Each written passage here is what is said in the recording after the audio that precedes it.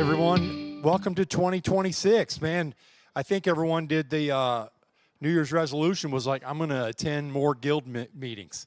So we have the excellent problem of having to fit more chairs in. So, man, it's great to see everybody. Welcome. Yeah. The official count, Craig said we have over 100 people here tonight. So, man, that's great to see everybody. What's that, joint? Yeah. The round robin joint, it must be that's a hot ticket tonight, I guess. Oh. Well, I guess I didn't do that in college, so I didn't get the humor. Okay, couple of housekeeping things.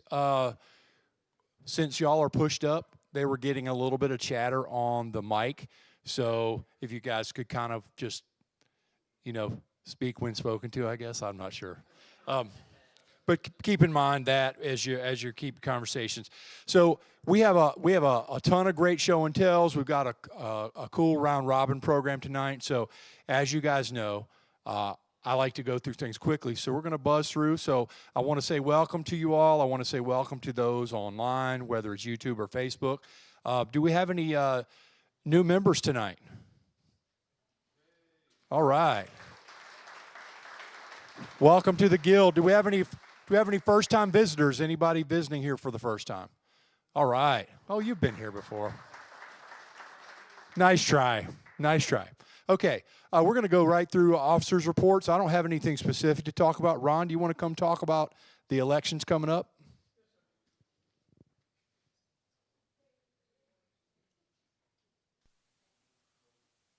I'm not sure.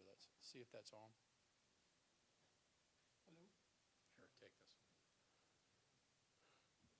All right, great crowd tonight. Thanks all you guys for coming out. I just want to take a couple of minutes to talk about elections that are coming up. They are in April. We're going to do a couple of things this year like we've done in the past years. Elections will be also here at the meeting in April. We will also be sending out ballots at the very beginning of April before the meeting. You'll have a couple of weeks to get them back. But we're also going to vote online, just like we have, and I think we've done that probably the last 5 or 6 years. So this year, and anybody, if you're sitting around here wondering how come these guys aren't stepping up, look at yourself first. Here's the positions we're looking to fill this year: President, Vice President of Member Services, the Member at Large position, Director of Training, Director of Membership, Director of Safety. If you think that you might want to step up for any of those jobs, now some of the people that are in the jobs are probably going to rerun for election or run to be reelected into the position. We'll finalize all of that and have it out in March. At the March meeting, we'll tell you who everybody is. We're going to close nominations at the end of March. They will be reopened at the April meeting if you have any last-minute people that want to step up and step in. So those guys are so we've got 1, 2, 3, 4, 5, 6 positions. Steve, I know, is stepping down, so for sure we're looking for a Director of Safety. We're looking for the Vice President of Member Services. Those are the only jobs that I don't think that the person is. Well, Director of Membership is up for election this year, too. We also have 2 positions that are appointed. One is a Guild Historian, which is not a position we've had in the past, and the other one will be a Director or a Steering Committee Chairman. And the Steering Committee Chairman that committee will kind of sit down, look at the Guild, say where do we want to be in 2 years, 3 years, 5 years, 10 years down the road, and kind of develop a plan that we can look forward to moving on down the road with. So if you have any nominations for any of these positions we talked about, again, that's President, Vice President of Member Services, Member at Large, Director of Training, Director of Membership, Director of Safety. The nomination committee is myself, Tim Locke, who's standing in the back, and Craig Arnold, the 3 of us. So just approach any one of the three of us with whoever you want to be, would you'd like to nominate. We advise you not to pick the guy that just went into the bathroom. Those guys tend not to want to fill those jobs as they are. We've been talking to people all along and trying to get people to step up to these jobs. And, you know, if you're sitting here every month and you're in the shop all the time and you're griping about what the board is doing or the LC committee is doing, this is your chance to step up and take a look at it. Anybody have any questions? Yes, sir.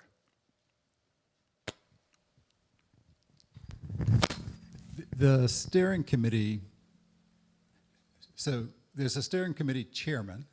I'm assuming that means that there will be a steering committee, but that's not a list of people. Well, so does that person select those people, or how does that work? As we envision it, yes. So we'd have the chairman, and then that guy or person, guy or girl, would then select a committee to work with them.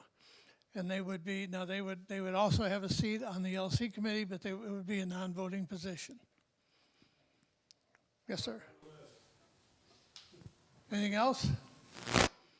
All right, I'm done. Awesome. Thanks, Ron. And by no means are the board or the LCs, it's not a closed group. Please step up. We would love to have new people always coming in, giving different perspectives.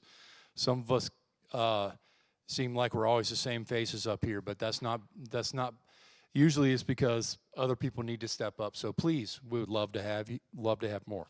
Okay, running down the list. John Steyer. I haven't seen John, but we had an excellent year financially this year. We still have money in the bank. That's all because of all of you joining, number one, and number two, volunteering, helping with the guild projects, helping with the turf boxes. It just was a very good year. We've gone through 2 years now in our new facility, and we were concerned about our costs, and we're still doing well. So thank you all for all of that. Member at large, Craig, you want to come announce your new SIG? Hello, I'm Craig Arnold, member at large. First of all, I want to talk about First Fridays. We will be participating again this year. The first Friday of April, we will be here in the shop, as well as have our tent down in the outside the artist alley. Then we'll also have another one here in the shop midsummer-ish, and then the final one of the year in October here in the shop. Otherwise, we'll always be down in the tent down there for First Friday. So if you've got stuff you want to sell, if you're like me, you've got a lot of woodworking projects laying around and your spouse is saying, what you going to do with that? Bring it to First Fridays and you can sell it there. My wife is watching. Hi, sweetie. She really doesn't sound like that either.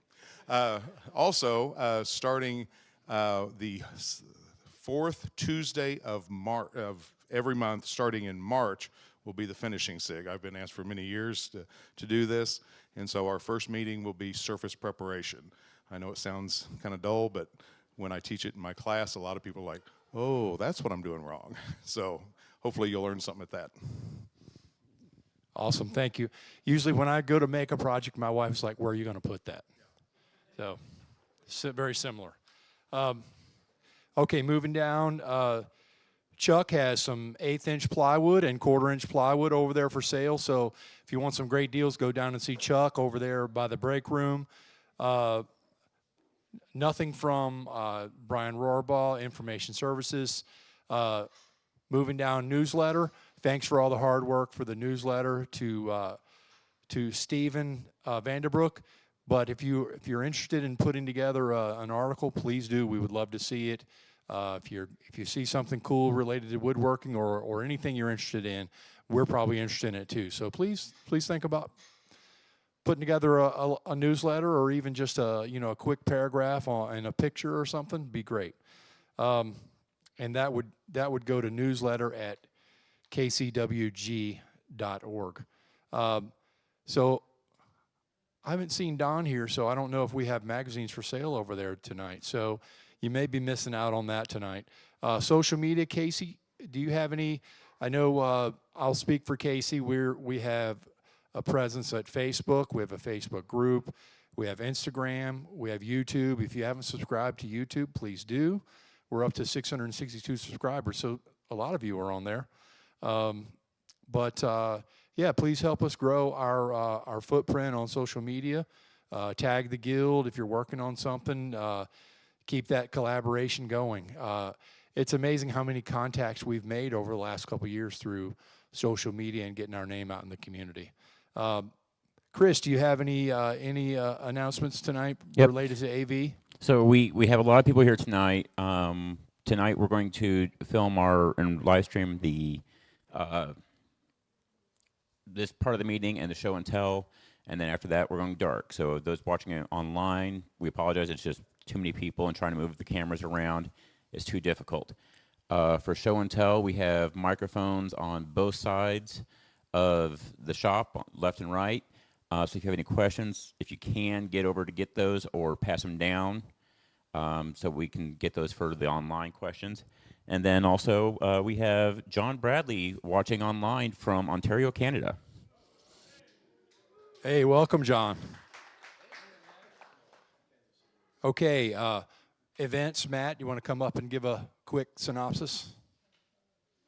Quick. Ain't going to be quick. Okay, so we had a pretty good Christmas dinner, I think.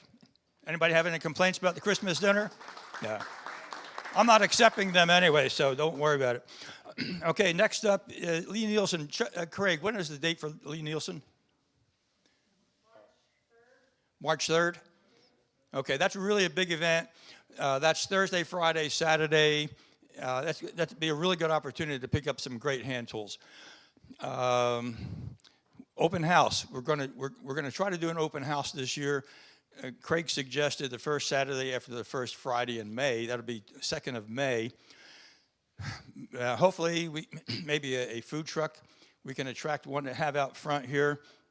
We'll probably, the auction went so well at the Christmas dinner. You know, we set it up so that the Christmas dinner wouldn't cost anyone who didn't attend anything.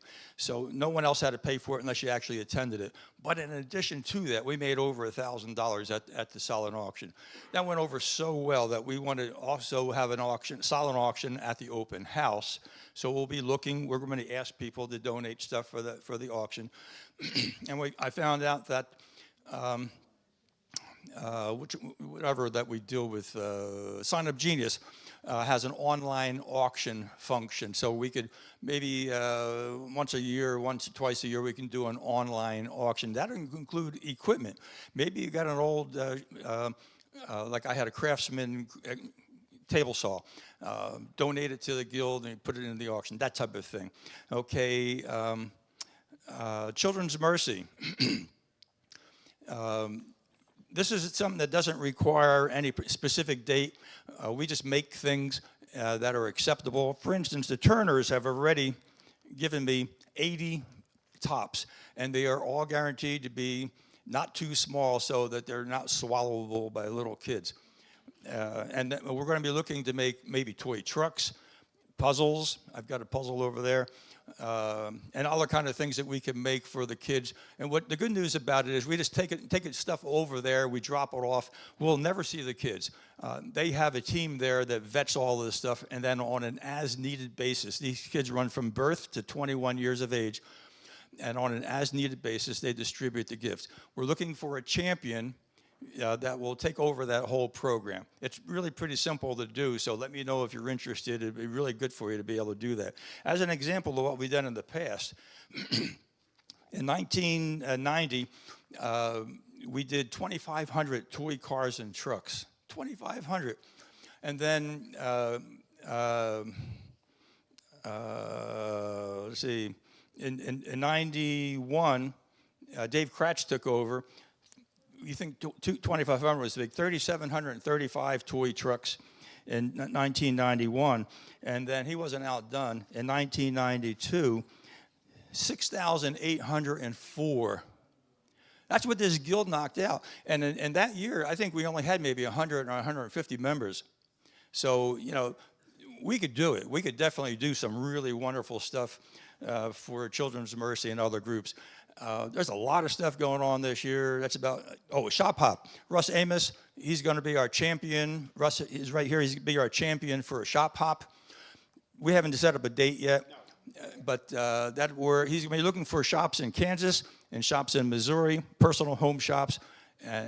Set out a map, probably 2 different Saturdays. Russ is totally in charge. I mean, whatever he wants to do, that's how we're going to do it. So there's a lot of events, and that's just covering us up for 2 or 3 months. Thank you. Okay, thank you, Matt. Carol, do you want to come do any announcements on membership? It's a busy time for Carol. Not only new members, but renewals. If you haven't renewed, which I would put myself in that category, which I will, but I haven't done it yet. So if you haven't renewed yet, get on the horse. Thank you. Hi, I'm Carol. Our current membership is 977, and so far we have new members and people that have renewed are 483. So thank you very much, and welcome new people. We're thrilled to have you here. New memberships. Do you know this? December, we have 51 new members, and so far in January, we've had 43 new members sign up.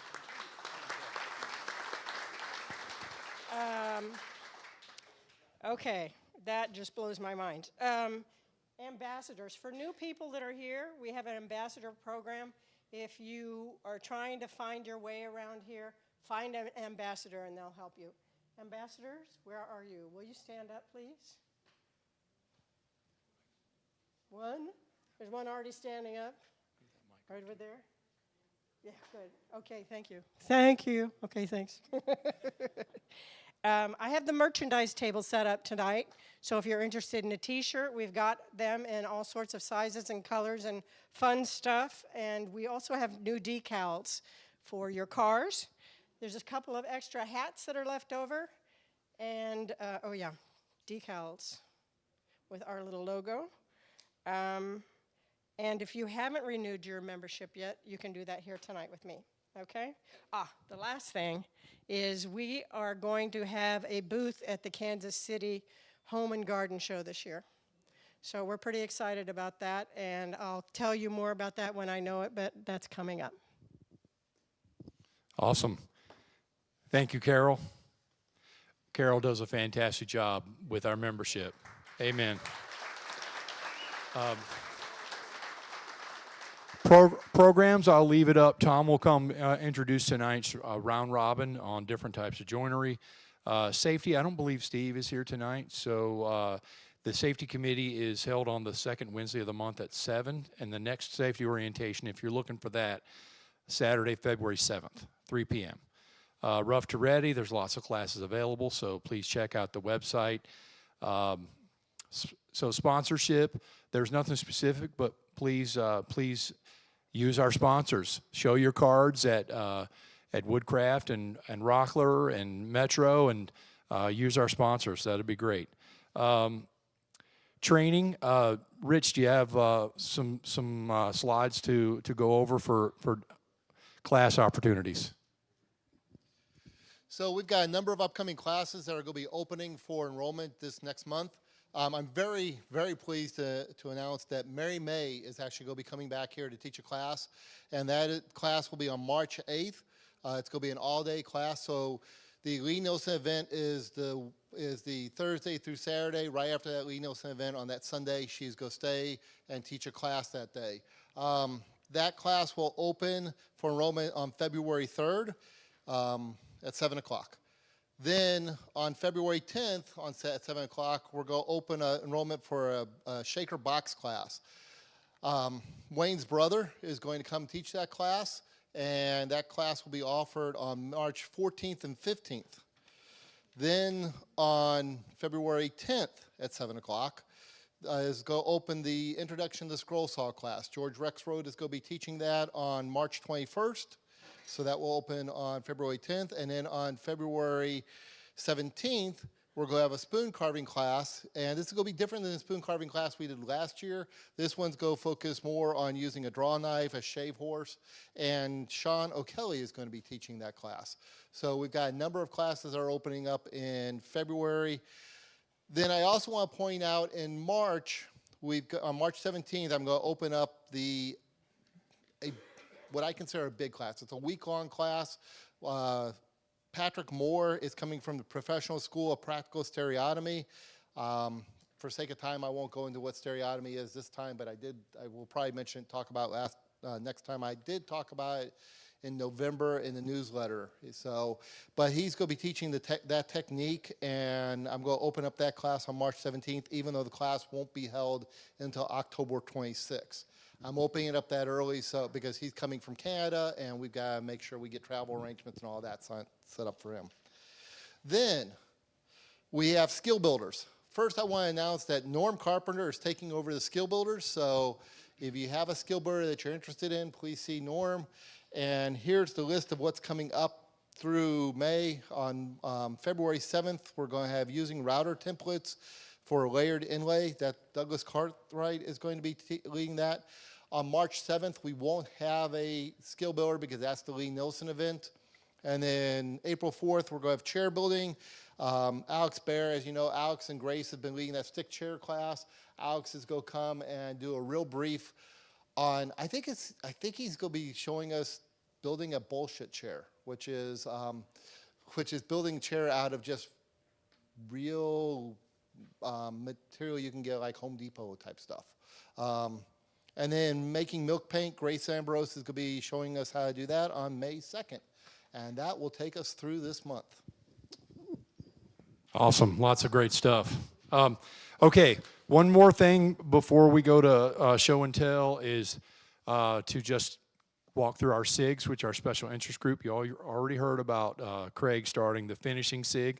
We also have hand tools, and they meet at the fourth Sunday of every month. The next one will be January 25th. Wayne, do you have anything specific? Okay, scrapers. Anybody ever struggle with scrapers? They're pretty tough, so you might want to come check that out. That's from 2 to 4. Wood carving, January 26th from 6 to 8, usually the fourth Tuesday of the month. And carving of any type. If you want to come, these guys will help you out.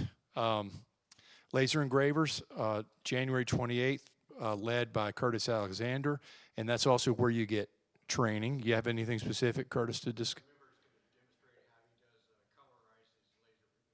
Okay, a member is going to demonstrate colorizing laser engraving, so you don't want to miss that. Fourth Wednesday of the month at 7, so the next one's January 28th. And the last one, led by Ed Stewart, CNC group, the next meeting is February 16th. Anything specific, Ed or Gary, that you have planned? I saw Gary. I know Ed's here too. Anyway, if you're interested in CNC, come to that group, February 16th. And that is what we have. So what we're going to come up, and invite Jim Bainey to come up. We've got a bunch of amazing show and tells. I do want to give everyone a heads up. We're going to move quickly because we have so many show and tells now that we're struggling on time-wise. So, which is a great problem to have. But if you're ready if you have a show and tell piece, come on up and kind of get queued up. And Jim, you can take it away. I don't have one. Those are other people's. You're a great teacher. So I got a question. Is anybody here an owner of a Shaper Origin? We need to talk. We're going to have a new SIG group, okay? I just bought one. I went to the dark side. Oh, I can't believe. Did you get a 2 or a 1? A 2. So, yeah. Fancy. Anyway, I made an agreement with him that I could return it in 90 days if it doesn't work out for me. Okay. There we go. So this is a campaign camp stool. It's in Christopher Swartz's book right there. The center fixture was a topic several show and tells ago, and it's interesting that the bolts bottom out on the shoulder, not on the tip inside of this. But I was lucky that it's hollow on the inside, so you can look and see light coming in from the other two. They advertise for a 1 1/4 inch diameter leg, well, sorta. And then if you can perfectly turn exactly 3 legs to several thousandths of an inch, you're gold. I can't do any of that. So what I did was, when you tighten this up, you don't want to tighten it on the leg. You want that shoulder in there to bottom out so that the bolt's tight, but it's not tight on the leg, because when you fold it, it's going to start unscrewing it, right? Well, I took a BB from a BB gun, which is 4.4 millimeters, and I stuck it down that hole after putting 2 bolts in. Put the third one in, and they met, in the middle. They met on the BB, but not enough. So I ordered 600 ball bearings, and one of them is 6.35 millimeters. And that was gold. Boy, did you luck out. I don't know what I'm going to do. With the rest of them? I don't throw them on the street. I used water buffalo hide from Tandy Leather, which is just a couple blocks down Nolan Road from Metro Hardwood, and the little brass thing there. I didn't want the flat piece going on a round leg. So you just smash it a shade. And that curves it just perfectly with a set of vice grips when you screw it on there. Awesome. Questions? So what did you finish this with? I used wax from Chris Swartz. His daughter makes the wax. And then I used a black wax on top. So is this mahogany? Yes, mahogany. Okay. Yep. And you got the rivets from... Tandy Leather. Yeah. And just how much did this thing cost you? That's the $35 Lee Nielsen part that they will not export to the United States because the manufacturer won't fill out the paperwork. Lee Valley. So my fraternity brother in Montreal, I did a store pickup. I bought it there. He went to it. And sent it to you. But he mailed it poorly. And it cost me $140 to get it out of Hawk. So in July, which I've said this before here, in July I'm driving to the Yukon, and I'm going to go to Saskatoon and Edmonton Lee Valley stores and pick up about a half dozen and just throw them in the car and bring them back across. If anybody wants one, let me know. Hope nobody turns you in. I know. You said that before. Ice. Look out for ice. Okay. Any questions? Thank you. Nice job. Awesome. Great project.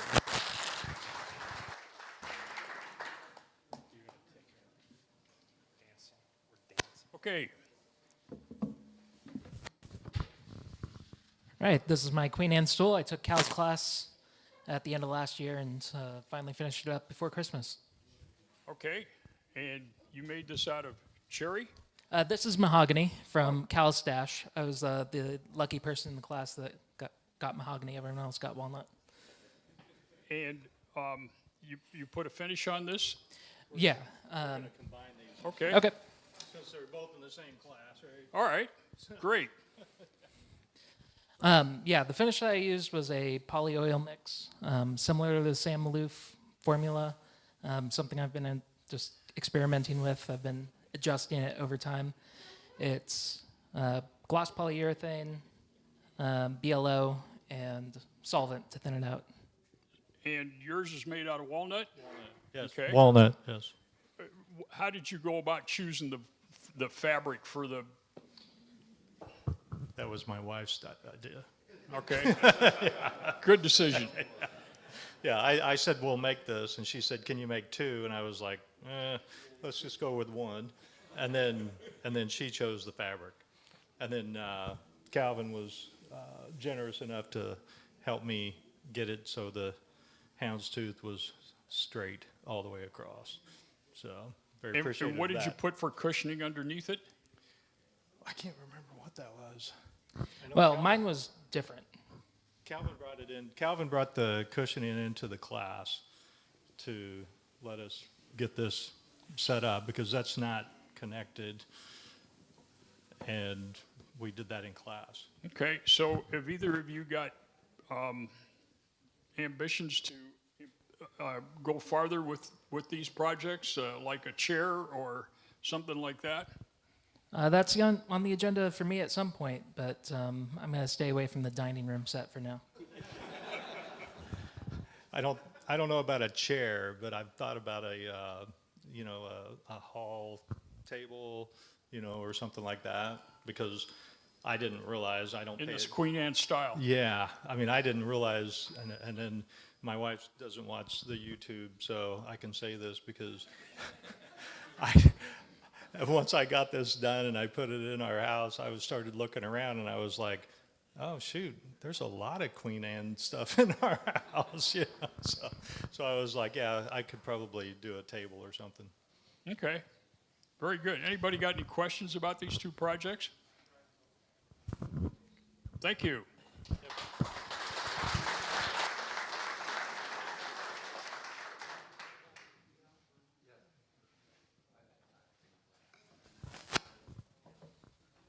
Make that in Flatwood. Every month, the wood turners give a challenge. And this last time was to make an emerging bowl. And they showed us how to make 2 or 3 different kinds. And I thought, okay, I'm going to try this. And I'm probably going to fail. But I'm going to try this. I'm going to try it like it's going to be something I really want. And so I had to spend, I felt like it was days in here just laminating wood together and getting it ready, because that's the wood, flat wood part. Then I had to make a template for it. I put them together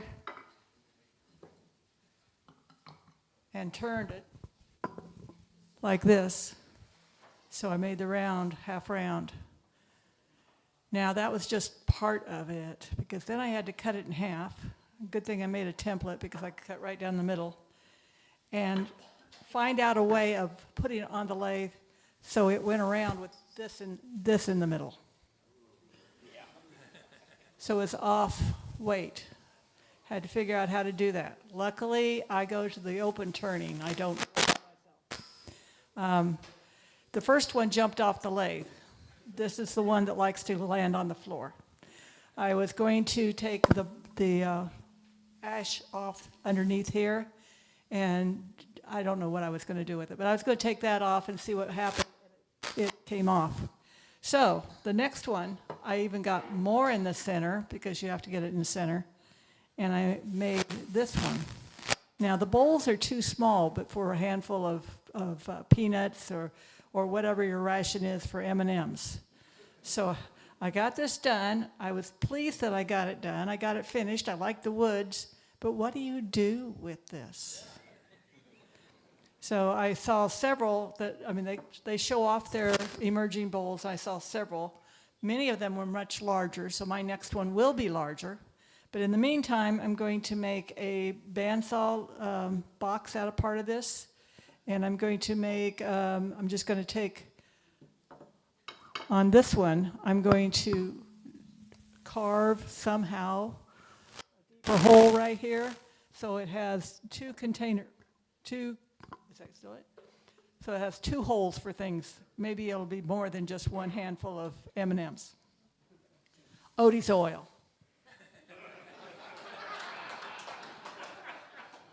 Screws.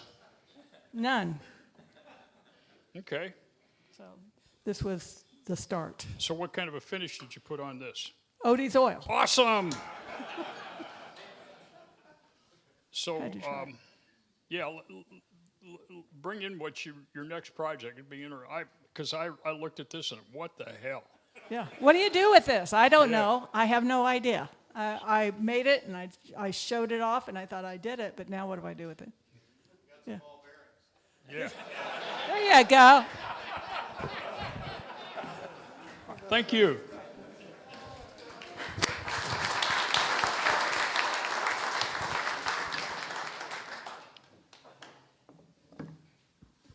George and I work on puzzles, and it's not so much that this is a puzzle, but it's all out of the same piece of wood, and all of it has a finish on it. So, did you darken the centerpieces? Only by putting a finish on it.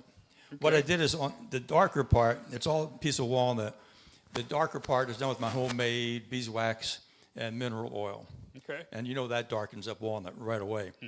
And then I found a can that I had sitting around. It only cost $10 for this can, and the can cost now well over $20. So it's quite a few years ago that I bought it. I have no idea why I bought it, but What is anyway, well, it says Carnauba, but it also says bowling alley wax. I had never heard of it before, but I mean, yeah, I knew they put wax on bowling alleys, but I never, didn't know much about it. But that's what I put on the rest of the walnut, and it left it just a perfectly clear, regular walnut. It does not darken the walnut whatsoever. So if you want to get two different shades of walnut using a wax, use the beeswax with the mineral oil for the darker color, and then just use the Carnauba wax for the clear color. Awesome. What are you going to do with this? That will probably be, maybe, I might put that with the auction that we do for the open house, and then George and I will continue to make puzzles for the Children's Mercy. Okay. Good project. Yeah, I think so. I mean, it was fun learning the difference there in because I didn't want it all to be dark walnut. Then the rabbit just disappears. So that was a real challenge in order to find that, and I just got lucky. So, anybody got any questions about this? Thank you. Oh. Is it a puzzle? Technically, it's a puzzle. Oh, yeah. Yeah, technically, it's a puzzle. Yeah. What George does, he taught me how to do frame puzzles. We cut the whole thing out, and then we just go over there and get a piece of that plywood, put that on the back, and then you plane or you sand this down, and that way the puzzle itself stands proud, and it looks pretty sharp. Good. Thank you.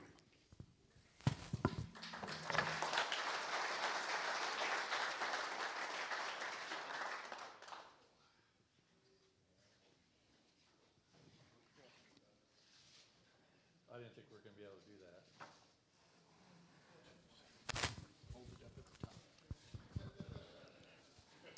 that. So actually, I just finished this morning, or the outside. It's not finished. I don't have a finish on it yet. I just put some oil on it so it looked right, or look good. But I'm going to finish it up later. I just saw a picture of it somewhere and thought it looked cool and kind of cool to make. And it was something to do. So it's So this is maple? maple and red zebra wood. Yeah. And this is zebra as well, Yeah. as the pieces? Yeah, but this was 8/4, and this was 4/4. So they were probably from a different tree. So it's a little lighter. The frame. And eventually, what's the finish that you're going to put on this? I don't even know. I just want it to be a little glossy. Okay. So. Odie's? I guess that's the talk of the day, right? Yeah. Yeah. Yeah. So is this meant for a present for somebody? No, just for decoration. You play chess? I do play chess, yes. I probably wouldn't have made it otherwise. But. So you got any future plans for, you did this primarily on the CNC machine? Oh, no, it's nothing's on the CNC. Okay. The rooks, I didn't like the way they turned out, so I cut the tops off and glued a piece on and redid them. But I figured you couldn't tell. But other than that, no, I just glued boards together and cut them. Different ways. Table saw on those. Bandsaw actually on the knights. Router on the kings. Good. Just. Any questions about this? How many people have made chessboards? Yeah. Yeah, that's my first one. Good. Questions? Thank you. All right, thanks. Nice job.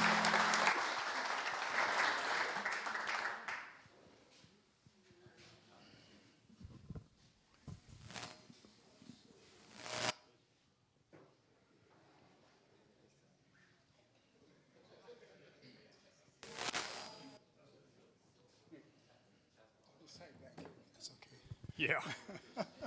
We can see the top of your head. It's a Kumiko panel. Needed something over the fireplace that was a little larger, and so I got stuck doing this. 2,700 pieces, basswood, back is mulberry paper, oak frame, ebonized with iron, and just dissolve steel wool into vinegar. So works out pretty good. Question. Yeah. Is any of this glued? It is all glued. It is all glued together. Yeah. There's no way it's going to come apart. Because I ain't fixing it. This is God. I could do 2 to 3 hours a day, and then I'd go nuts.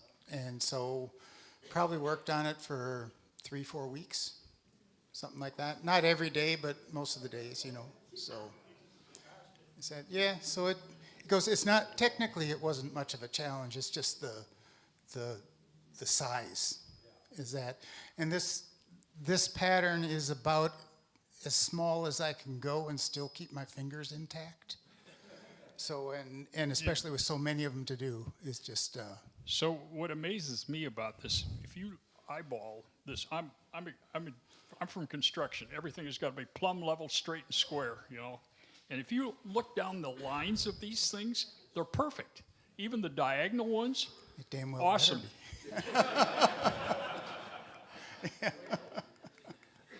Yeah, that's the So, idea. are you tired of this? No. I'm taking a break right now, but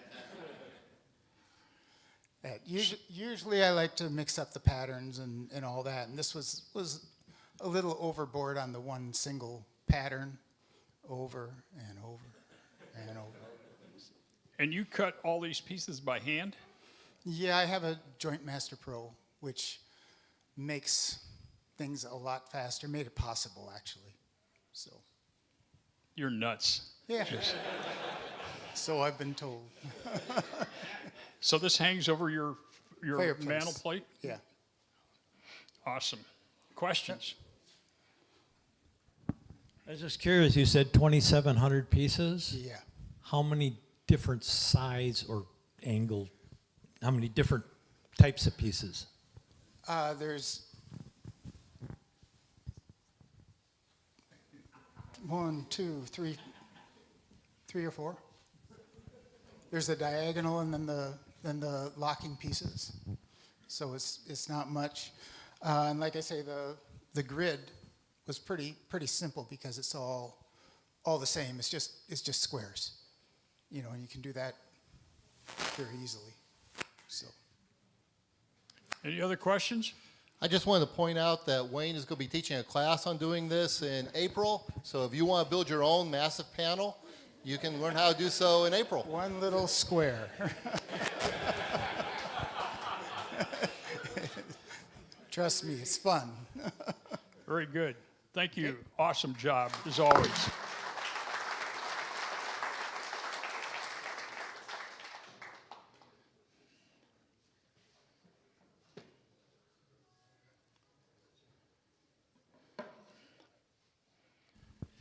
Go to it, Curtis. I wanted to use the CNC and the laser both that we have back here. First of all, I made a joint here with the laser, and you can check that out if you want. I don't know if you've seen that or not. So this is a box joint that you cut on the laser? I did. That's all laser. So I took that. My wife wanted a serving tray, so I made the joints all the way around the serving tray, and this is all laser cut. And this bread box? Bread box is a gift for a nephew in Chicago. He had a bread box that was coming apart, and they wanted me to either fix it or make him a new one. And I said, I'd rather make a new one. It took me 2 years to think about how I was going to do it. But anyway, the body is all cut out with our CNC back here. I programmed the CNC program to do that as a copy off of his box that he had. I then used AI to ask it for designs that I could put on it with the laser. So I programmed that into the laser and did that. And then the timbre door is a kit from Amana that I used on the router table. And usually those have a cloth on the back to hold them together. But Gary happened to tell me about the kit, and that's how it goes together. But it turned out really well, I think. It has a drawer down at the bottom that you can put your bread knife in, put your loaf of bread on here, carve it, crumbs fall down in there. Nope. What happens to the crumbs? I think have some birds come here. Oh, okay. So this, other than the router table, you basically did this on the CNC? CNC and the laser. And the laser? Yep. Mm-hmm. All back here. What'd you put on here for finish? Odie's oil. Awesome! All right. Yep. Any questions? You probably didn't put Odie's oil on, but you told me that just to get in good with me, No, right? I actually did use Odie's oil. All right. So it's the first time I used it. So. What do you think of it? It's okay. It may not be used a lot. Yeah. Very good. All right. Questions? Thanks, Curtis. Yep. Nice job.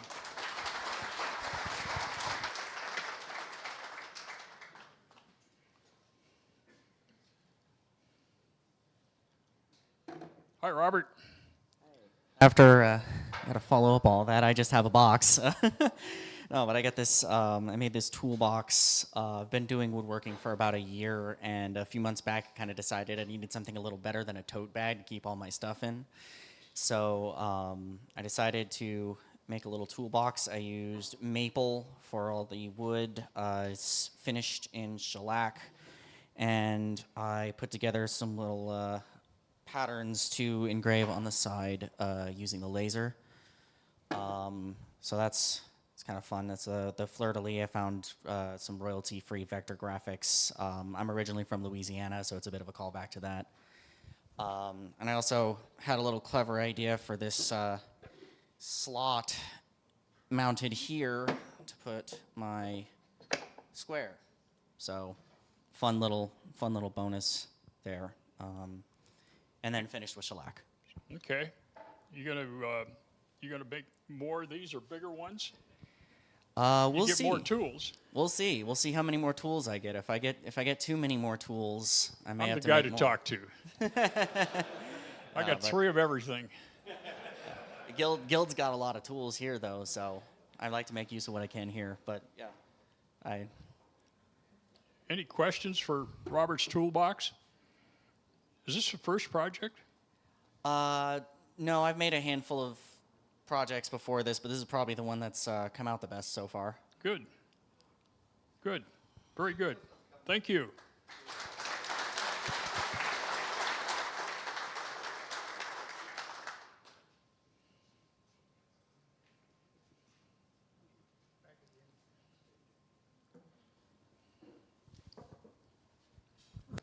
Hello, everyone.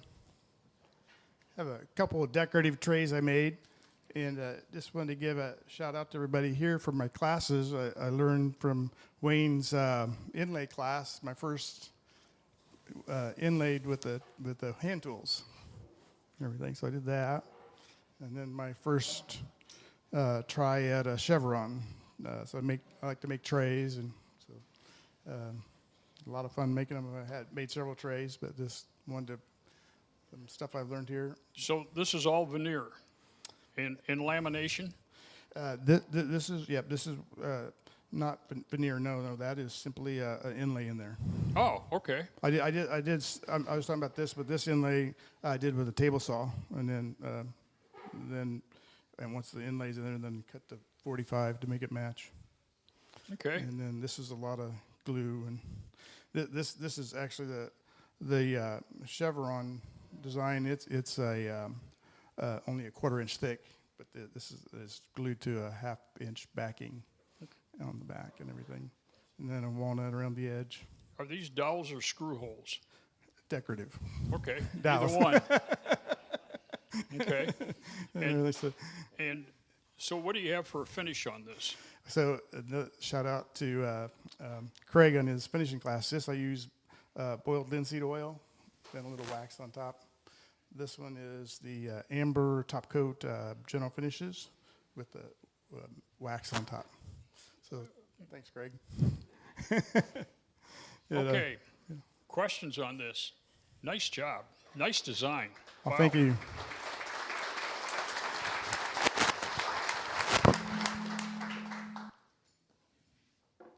How are we doing for time, Cal? I think we're going good. What do we got? About 4 more projects? 3 more projects? We're doing great.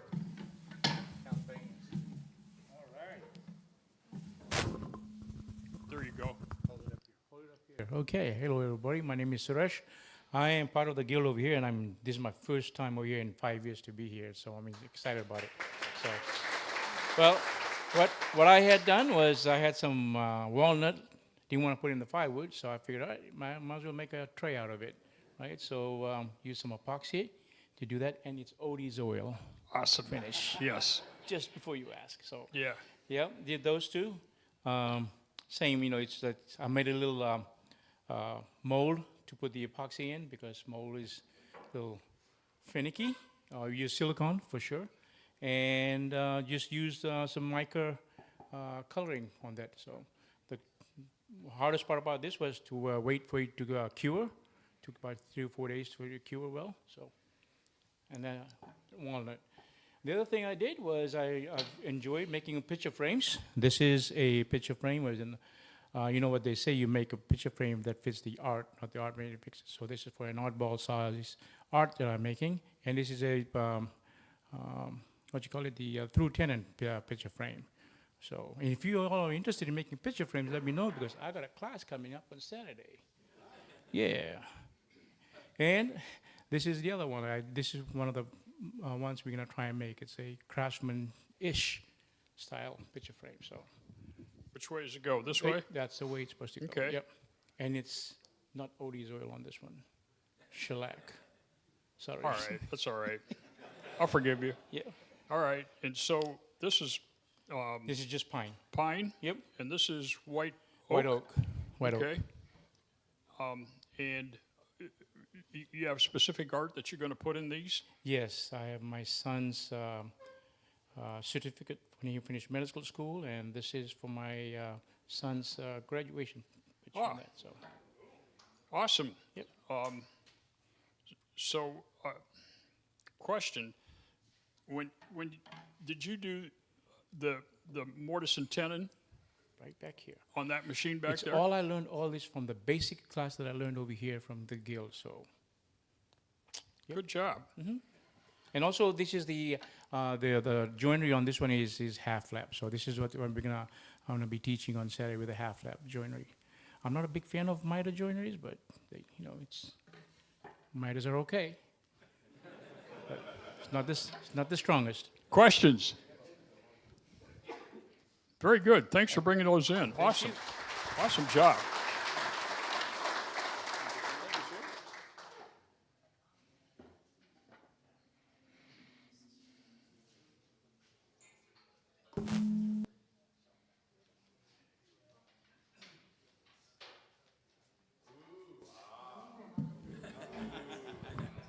I know everyone is sick of people bringing these chairs to these meetings, but I just wanted to bring this one as an example of, we talk a lot in the classes and in the meetings where we've shown these chairs, that they're very customizable, but the ones you've all seen so far have all been based on the same set of plans. So this is a chair, you can't call it your own design because it's a furniture tradition that, I didn't design this kind of stick chair, but it is my own design insofar as I didn't follow plans for this chair, and it was something that I worked on as I went in terms of the placement of the sticks and all of that. So the chairs we've shown you so far, the sticks all pretty much, they like fan out from the center line. Here you can see how some of the sticks are coming together towards that center axis. Some are going out.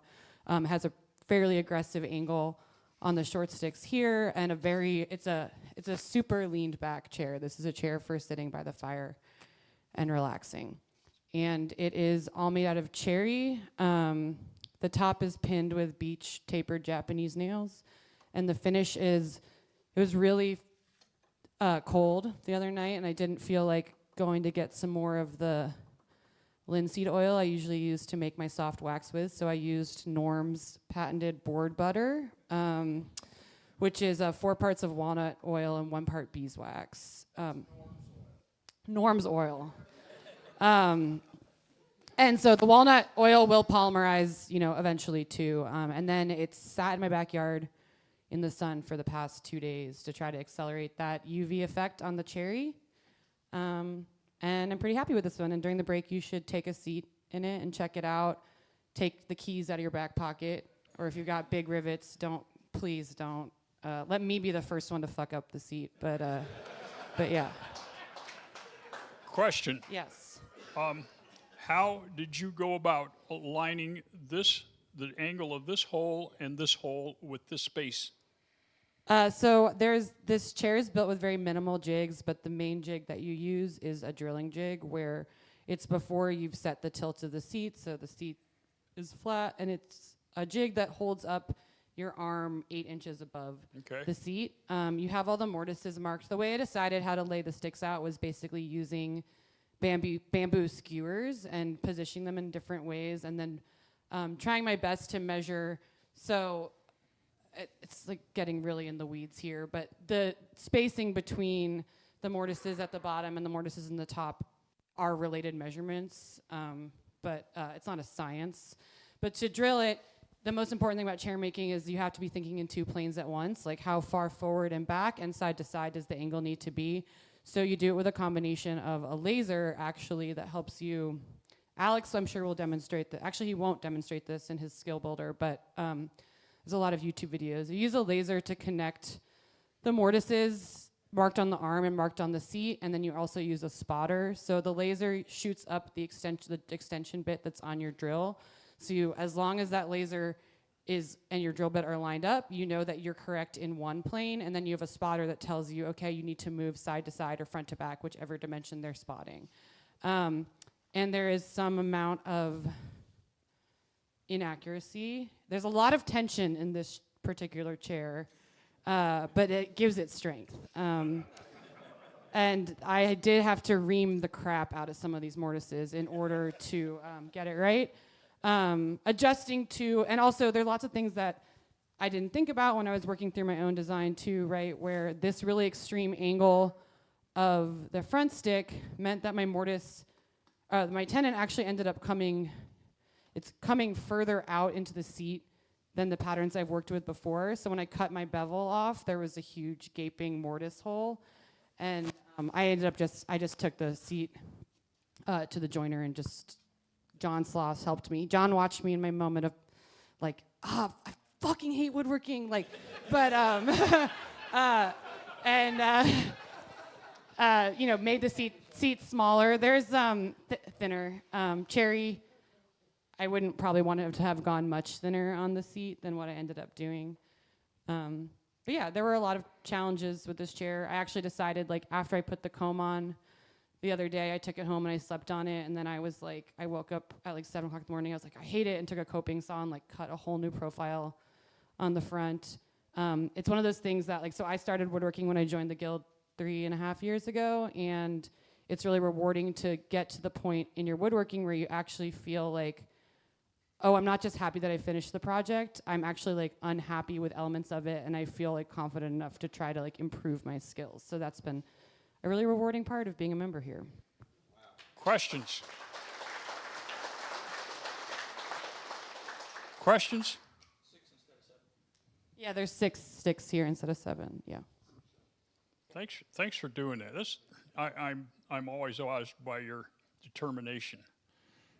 I am, if not nothing, determined. So, and please do take a seat in it during the break, and we'll be teaching the class again in the fall. So, would love to have you as a student.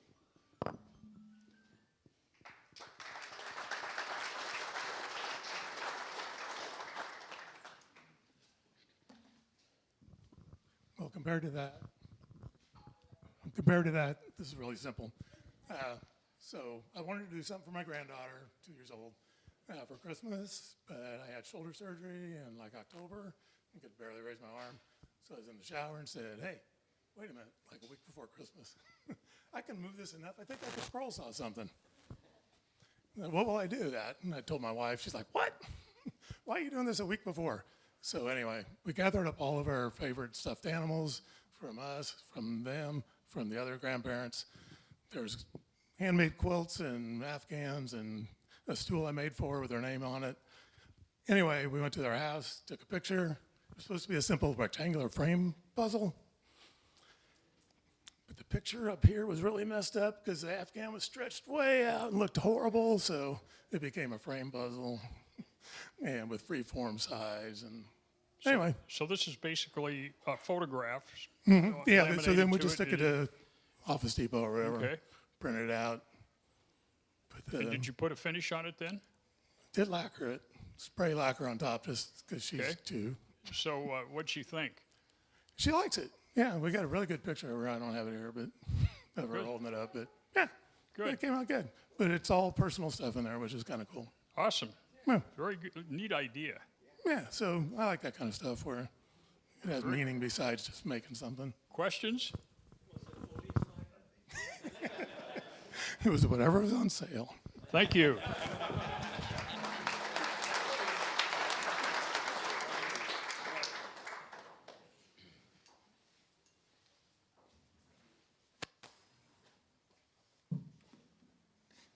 Wait a minute. There you go. All right, this is my project. I made 2 of these for Christmas. Unfortunately, we didn't celebrate Christmas until the 27th, so I had a couple more days to get it done. It's called Skittles. It's an old English game. And basically what it is some small pins that look like bowling pins. And you put them on the dot, and there's 16 of them around, and they have a numerical value. And you take the top and you put it on tie your string around it, pull the string, and the top goes into all these compartments and knocks the pins over. My grandsons just love this thing. One of the problems that we had, I wanted to, Curtis and Larry helped me out with the laser to mark the spots and the numerical value in them. One of the problems was that this particular piece of plywood is too big for the laser, so I had to cut them at the partitions to get it down to the size where we could put it in, and then I used my domino and I glued them back together and sanded out the paper thin veneer, and you can't tell the difference. I finished it with Odie's oil. Go figure. I don't know if there's at the break, if there's room, I'll set it up and challenge somebody. Did you turn the pins? No, I didn't. I turned one. It took me 3 hours to get it to the perfection, and I said, "The hell with this." I got online and I found a company that made them, and they were $40 a set, and it was money well worth it. Absolutely. Beautiful walnut here too. Where'd you get that walnut? I had it given to me. A friend of mine that lives up the street had about 1,000 board feet of this sitting in a lean-to, and I delved into it, about 500 board feet of it, because they were going to burn it. So, yeah, I've got an abundance of walnut right now. Good. Any questions for Jim? Awesome project. Thanks for bringing it in. I think that's the end of our show and tell. So because of our round robin, we're going to sign off with y'all online. So thank you all for joining us, and we'll catch you next time. For all of us here, we'll take about a 10-minute break, and we're going to get started. Let's try to make it an 8-minute break so we can start at 8:15. All right? Thanks, everybody.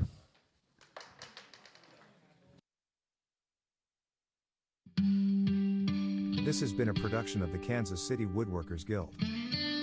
A special thank you to our guest today, to the Guild's Leadership Committee, and to all of our sponsors.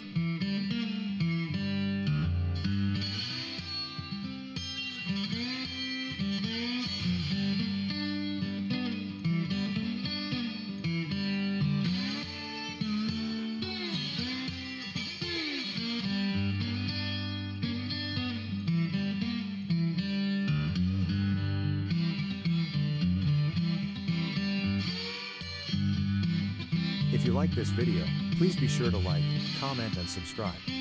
For more videos, please check out our YouTube channel. For more information about the Guild, upcoming classes, and events, please visit our website kcwg.org. You can also find us on social media by searching for Kansas City Woodworkers Guild. And remember to hit the subscribe button and ring the bell for notifications.